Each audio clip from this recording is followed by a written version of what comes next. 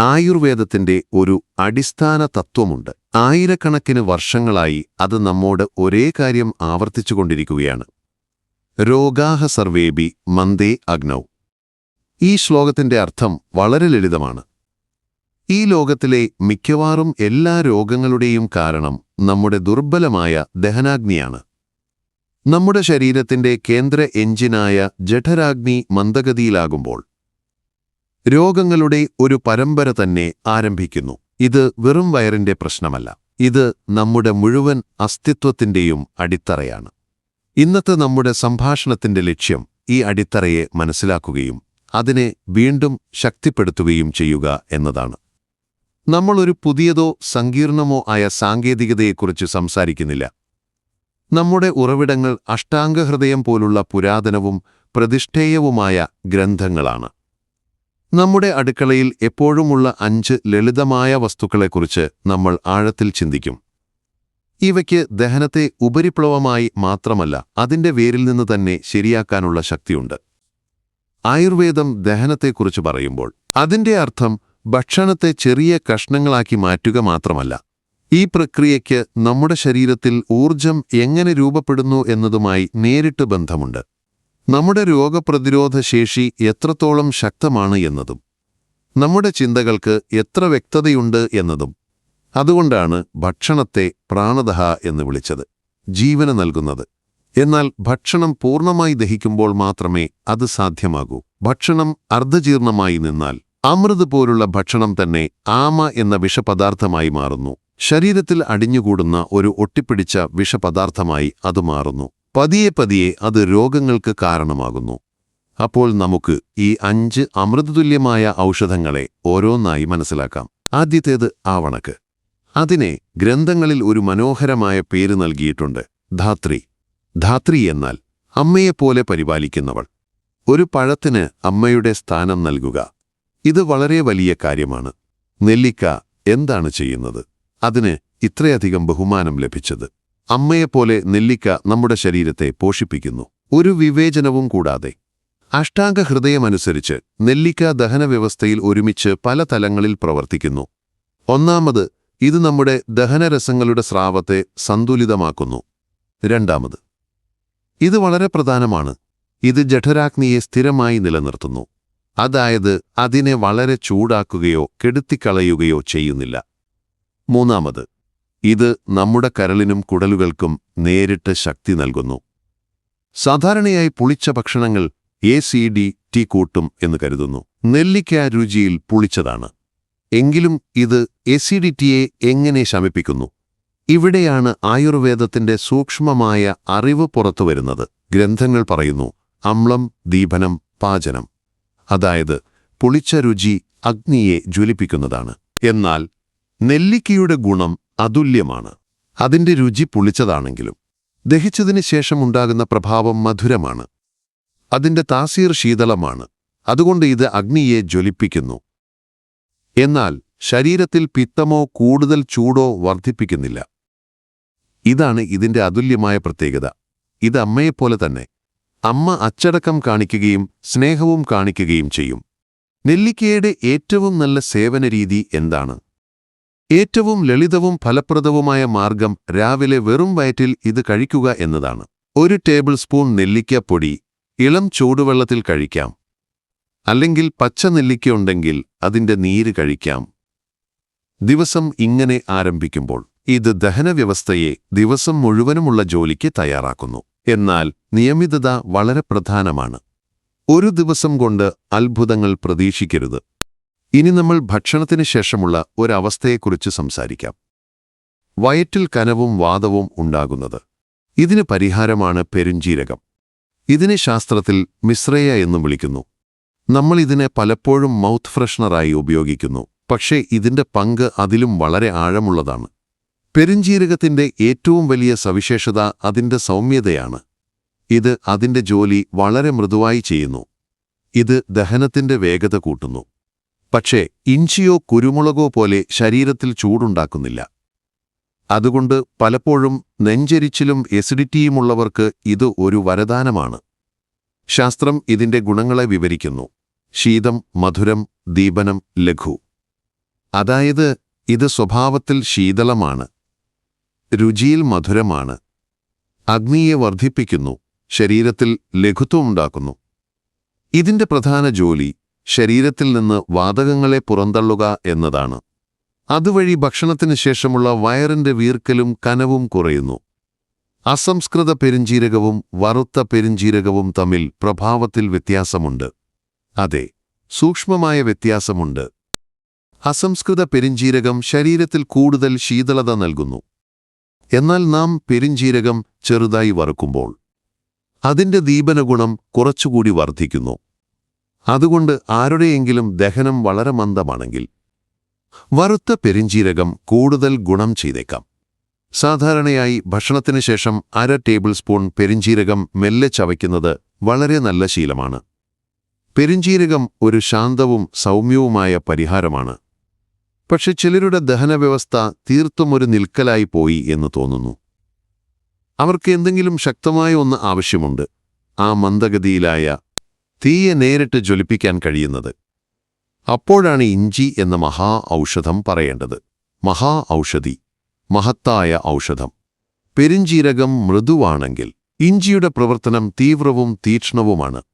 അഷ്ടാംഗഹൃദയം പറയുന്നു, ആർദ്രകം തീക്ഷ്ണം. ഇത് നേരിട്ട് ജഠരാഗ്നിയെ ബാധിക്കുകയും അതിനെ വേഗത്തിൽ പ്രജ്വലിപ്പിക്കുകയും ചെയ്യുന്നു. എന്നാൽ ഇതിന്റെ ഏറ്റവും വലിയ ശക്തി ആമയെ ദഹിപ്പിക്കുക എന്നതാണ്. നാം തുടക്കത്തിൽ പറഞ്ഞ അർദ്ധജീർണമായ വിഷപദാർത്ഥത്തെ ഇഞ്ചി ഉണങ്ങിച്ചു നശിപ്പിക്കുന്നു. ദഹനവ്യവസ്ഥ നനഞ്ഞ വിറകുകൾ കൊണ്ടുള്ള ഒരു ചിതയാണെങ്കിൽ ഇഞ്ചി അതിൽ നെയ്യൊഴിക്കുന്നത് പോലെയാണ്. ശരീരത്തിൽ ആമ അടിഞ്ഞുകൂടുന്നുണ്ടോ എന്ന് ഒരാൾക്കെങ്ങനെ അറിയാം? ഇതിനെന്തെങ്കിലും ബാഹ്യലക്ഷണങ്ങളുണ്ടോ? തീർച്ചയായും ഇതിന് വളരെ വ്യക്തമായ ലക്ഷണങ്ങളുണ്ട്. നാക്കിൽ വെളുത്ത കട്ടിയുള്ള പാളി, ശരീരത്തിൽ എപ്പോഴും മയക്കവും തളർച്ചയും തോന്നൽ, വിശപ്പില്ലായ്മ, എങ്കിലും വയറു നിറഞ്ഞതായി തോന്നൽ, ചിന്തകളിൽ വ്യക്തതയില്ലായ്മ. ഇവയെല്ലാം ആമയുടെ ലക്ഷണങ്ങളാണ്. ഈ ലക്ഷണങ്ങൾ കണ്ടാൽ മനസ്സിലാക്കണം, ഇഞ്ചി ഉപയോഗിക്കുന്നത് ഗുണം ചെയ്യും. ഇതിന്റെ ഒരു പ്രത്യേക സേവന രീതി പറയുന്നുണ്ട്. ഭക്ഷണത്തിനു മുമ്പ് കടുക്ക ഉപ്പും നാരങ്ങയും ചേർത്ത്. ഇത് ദഹനവ്യവസ്ഥയെ പ്രീഹീറ്റ് ചെയ്യുന്നത് പോലെയാണ്. ഭക്ഷണത്തിന് 15 മുതൽ 20 മിനിറ്റ് മുമ്പ് ഇഞ്ചിയുടെ ഒരു ചെറിയ കഷ്ണം കടുക്ക ഉപ്പും നാരങ്ങനീരും ചേർത്ത് കഴിക്കുന്നത് ദഹനരസങ്ങളെ സജീവമാക്കുകയും വരാനിരിക്കുന്ന ഭക്ഷണത്തിനായി ദഹനവ്യവസ്ഥയെ പൂർണ്ണമായി തയ്യാറാക്കുകയും ചെയ്യുന്നു. എന്നാൽ ഒരു മുൻകരുതൽ വേണം. ഇഞ്ചി സ്വഭാവത്താൽ ചൂടുള്ളതാണ്. അതുകൊണ്ട് പിത്തപ്രകൃതിക്കാർ ഇത് വളരെ പരിമിതമായ അളവിൽ മാത്രം ഉപയോഗിക്കേണ്ടതാണ്. ഇനി നാം 4ാമത്തെ വസ്തുവിലേക്ക് വരുന്നു. ഗ്രന്ഥങ്ങളിൽ ഇതിനെക്കുറിച്ച് എന്താണ് പറഞ്ഞിരിക്കുന്നത്? ഏത് പ്രശംസയിലും കവിഞ്ഞതാണത്. പഥ്യാനാം പഥ്യതമ, അതായത് എല്ലാ ഹിതകരമായ ഔഷധങ്ങളിലും വെച്ച് ഏറ്റവും ഉത്തമം. നമ്മൾ സംസാരിക്കുന്നത് കടുക്കായെക്കുറിച്ചാണ്. ഈ സ്ഥാനം തന്നെ അതിനുള്ളിൽ തന്നെ അസാധാരണമാണ്. ഇതിന് ഈ സ്ഥാനം ലഭിച്ചത് എന്തുകൊണ്ട്? കാരണം ഇതിന്റെ പ്രഭാവം വളരെ ആഴമേറിയതും സ്ഥായിയുമാണ്. ആളുകൾ ഇതിനെ മലബന്ധം മാറ്റുന്ന ഔഷധമായി മാത്രം കരുതുന്നു. എന്നാൽ അത് അതിന്റെ ചെറിയൊരു പണി മാത്രമാണ്. ഇത് മലബന്ധത്തെ അതിന്റെ വേരിൽ നിന്ന് തന്നെ ശരിയാക്കുന്നു. ഇത് നമ്മുടെ കുടലുകളുടെ വെറും വൃത്തിയാക്കൽ മാത്രമല്ല, അവയുടെ പ്രവർത്തനത്തെ പുനരുജ്ജീവിപ്പിക്കുക കൂടിയാണ്. ഇത് കുടലുകളെ അലസരാക്കുന്നതിന് പകരം അവരുടെ ജോലി ശരിയായ രീതിയിൽ ചെയ്യാൻ പഠിപ്പിക്കുന്നു. ഈ ഗുണം കൊണ്ടാണ് ഇതിനെ ആയുർവേദത്തിൽ ഒരു ശ്രേഷ്ഠമായ രസായനമായി കരുതുന്നത്. രസായനമെന്നത് ശരീരത്തിലെ ധാതുക്കളെ പോഷിപ്പിക്കുകയും പ്രായമാകൽ പ്രക്രിയയെ മന്ദീഭവിപ്പിക്കുകയും ചെയ്യുന്നതാണ്.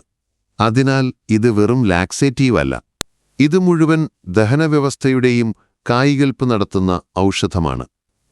ഇതിന്റെ സേവനരീതിയിൽ ഇടവേളകൾ നൽകാൻ പറയുന്നുണ്ട്. എല്ലാ ദിവസവുമല്ല, ആഴ്ചയിൽ 3-4 തവണ. എന്തുകൊണ്ട്? കാരണം ഇതിന്റെ ലക്ഷ്യം ശരീരത്തെ ഇതിന്റെ മേൽ ആശ്രിതമാക്കുകയല്ല. ആയുർവേദത്തിന്റെ ലക്ഷ്യം എപ്പോഴും ശരീരത്തിന്റെ സ്വാഭാവിക ബുദ്ധിയെ ഉണർത്തുക എന്നതാണ്. കുറച്ചു ദിവസം കടുക്ക കഴിക്കുന്നത് കുടലുകളെ പരിശീലിപ്പിക്കുന്നു. എന്നിട്ട് ശരീരം സ്വയം ആ താളത്തെ പിടിച്ചെടുക്കുന്നു. ഇടവേളകൾ നൽകുന്നതിലൂടെ ശരീരം സ്വന്തം ശക്തി ഉപയോഗിക്കാൻ പഠിക്കുന്നു. ഇതൊരു വ്യത്യസ്തമായ സമീപനമാണ്. ഇപ്പോൾ നാം നമ്മുടെ പട്ടികയിലെ 5ാമത്തെയും അവസാനത്തെയും അമൃത്തിലേക്ക് വരുന്നു. ഒരുപക്ഷെ ഏറ്റവും സാധാരണവും അതുകൊണ്ട് തന്നെ ഏറ്റവും കൂടുതൽ അവഗണിക്കപ്പെടുന്നതും. ജീരകം. അതെ, ജീരകം ഒരു അത്ഭുത ഔഷധമാണ്. അഷ്ടാംഗഹൃദയം ഇതിന്റെ 3 പ്രധാന പ്രവർത്തനങ്ങളെ ഒരൊറ്റ സൂത്രത്തിൽ വിവരിക്കുന്നു.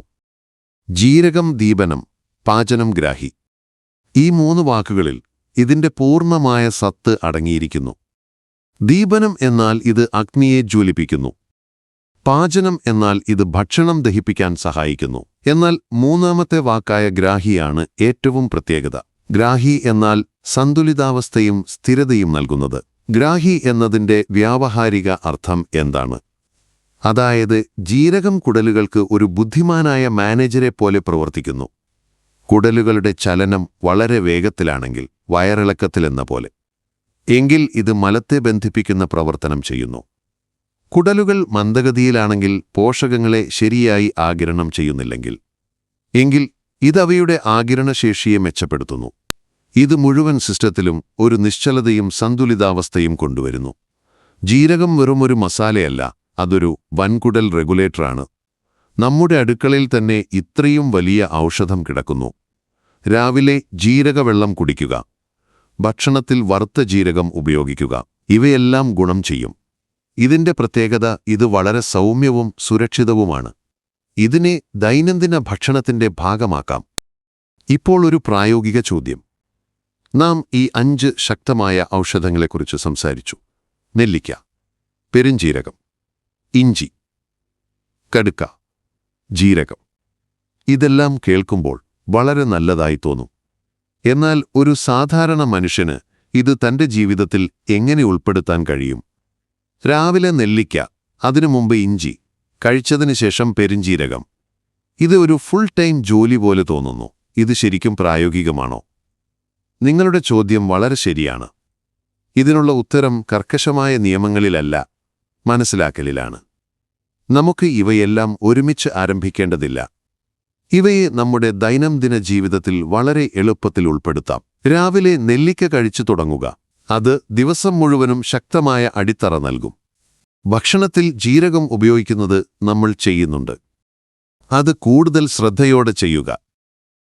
ഭക്ഷണത്തിന് ശേഷം കനവ് തോന്നിയാൽ പെരുംജീരകം ചവയ്ക്കാനുള്ള ശീലം വളർത്തുക. വിശപ്പ് കുറവാണെങ്കിൽ ഭക്ഷണത്തിന് മുമ്പ് ഇഞ്ചി ഉൾപ്പെടുത്തുക. മലം കൃത്യമായി ശുദ്ധിയാകുന്നില്ലെങ്കിൽ ആഴ്ചയിൽ ഏതാനും രാത്രികൾ കടുക്ക ഉപയോഗിക്കുക. ഇതെല്ലാം ഒരുമിച്ച് ചെയ്യേണ്ട ഒരു മത്സരമല്ല. ഇത് ശരീരത്തിന് ഏത് സമയത്ത് എന്താണ് വേണ്ടത് എന്ന് മനസ്സിലാക്കുന്ന ഒരു യാത്രയാണ്. അപ്പോൾ ഇന്നത്തെ ഈ മുഴുവൻ സംഭാഷണത്തിന്റെ സാരം ഇതാണ്. പരിഹാരം നമ്മുടെ അടുക്കളയിൽ, നമ്മുടെ പാരമ്പര്യത്തിൽ എപ്പോഴും ഉണ്ടായിരുന്നു. ഈ 5 വസ്തുക്കളും യാതൊരു മാന്ത്രിക പരിഹാരങ്ങളുമല്ല. ഇവ പ്രകൃതിയുടെ ആ ഉപകരണങ്ങളാണ്. നമ്മുടെ ശരീരത്തിന്റെ സ്വാഭാവിക ബുദ്ധിയുമായി യോജിച്ച് പ്രവർത്തിക്കുന്നവ. ഒരുപക്ഷെ നമ്മൾ ബാഹ്യവും വേഗത്തിലുള്ളതുമായ പരിഹാരങ്ങളുടെ അന്വേഷണത്തിൽ നമ്മുടെ ചുറ്റുപാടും നോക്കുന്നത് നിർത്തിയിരിക്കാം. ആരോഗ്യമേഖലയിലെ യഥാർത്ഥ പ്രശ്നം അറിവിന്റെ കുറവല്ല, ക്ഷമയുടെ കുറവാണ്. നമുക്കൊരു ഗുളിക വേണം, ഉടനടിയുള്ള ആശ്വാസം. എന്നാൽ ശരീരത്തെ ഉള്ളിൽ നിന്ന് സന്തുലിതമാക്കുന്ന ആ പ്രക്രിയയ്ക്ക് നാം സമയവും ബഹുമാനവും നൽകുന്നില്ല. നാം വിവേകത്തോടെ ഈ തത്വങ്ങളെ സ്വീകരിക്കുമ്പോൾ ശരീരം പതിയെ പതിയെ അതിന്റെ താളത്തിലേക്ക് മടങ്ങിവരും.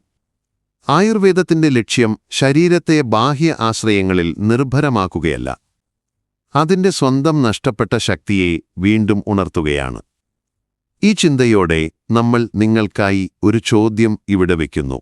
ആരോഗ്യത്തിന്റെ യഥാർത്ഥ പാത എന്താണ്? അത് ബാഹ്യമായ മരുന്നുകളിലും തൽക്കാല പരിഹാരങ്ങളിലും തുടർച്ചയായി ആശ്രയിച്ച് ജീവിക്കുന്നതാണോ? അതോ നിങ്ങളുടെ ശരീരത്തിന്റെ പ്രക്രിയകളെക്കുറിച്ച് ബോധവാന്മാരായി തീർന്ന് പ്രകൃതിയുമായി ഇണങ്ങി ഉള്ളിൽ നിന്ന് ഒരു സന്തുലിതാവസ്ഥ കെട്ടിപ്പടുക്കുന്നതാണോ? ഈ തീരുമാനം നമ്മളെല്ലാവരും സ്വന്തമായി എടുക്കേണ്ടതാണ്. Psychology matter. പിന്നെ കാണാം.